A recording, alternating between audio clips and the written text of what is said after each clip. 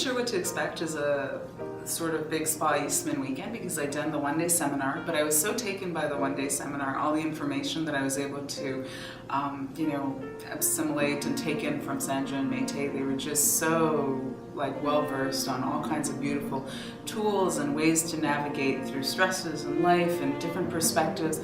And I just felt so challenged by everything that they were saying. I was like, wow, yeah, I really need to, apply some of this. And then it was like 3 days, great, because I'll be able to finally sit with it long enough, right? Like one day is great, but there was so much to take in that I'm like, it needs to be a little longer. I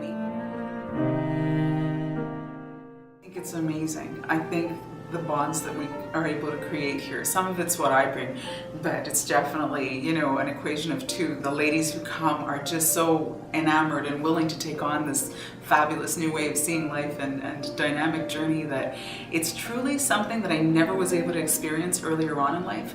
It's something I've mentioned before. It's this notion of the sisterhood of women. That thing where we always know we could be one another's best friends, but oftentimes we're pitted against each other, and the high school years are horrific where we're exposed to so much competition with one another. But Spa Eastman and Sandra and Mayte have a phenomenal way of making it safe for us to be together, and that really shines through. Like, those moments of connection are just huge. Well, I'll tell you right away, I've had some time with therapists in my life, and I've met some who've just spoken the words and spoken them very well and presented very fabulously. But there was the presence. When I met Sandra, she was very real. She was one of the most together, connected people in the therapy world that I had an opportunity to share personal time with. And though I have met many fabulous therapists, along the way, she was really one that I got to know as a friend. And then she introduced me to her best friend, Mayte, and I was just in love. I was taken by the two of them. I was like, oh my God, these are two women who don't just blah, blah, blah about the changes we need to make and organizational structure and, how we need to see life from a new perspective and how we need to open our hearts. They were walking the walk. They were genuinely putting it in action. They were collecting the information and they were bringing it to light, and they were so open-hearted and so soulful and so insightful.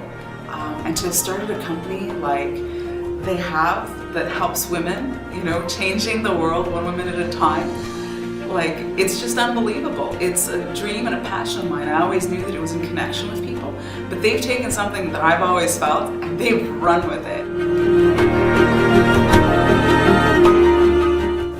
The lesson I believe I keep coming back to is the beauty of self-love and how we really can't find the love we want from other people until we've found it within ourselves.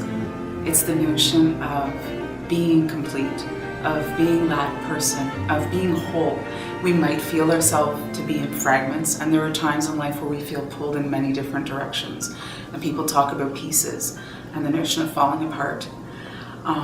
But the notion of falling apart is really the notion of finally looking at those pieces and going, so who am I? Why does it hurt like this? What brings this reactivity? What am I doing? Which elements of me are being triggered? How do I see myself? Because we often come to these seminars. I know I came and I was like, how do I better understand what's going on? How do I better see me? Why can I not see me? I hear all these wonderful things, but why do I not see these wonderful things? And that's definitely the lesson I walk away with, from Sandra and Mayte all the time, is just the beauty and the notion of self-acceptance, self-love, self-worth, self-acceptance on all levels.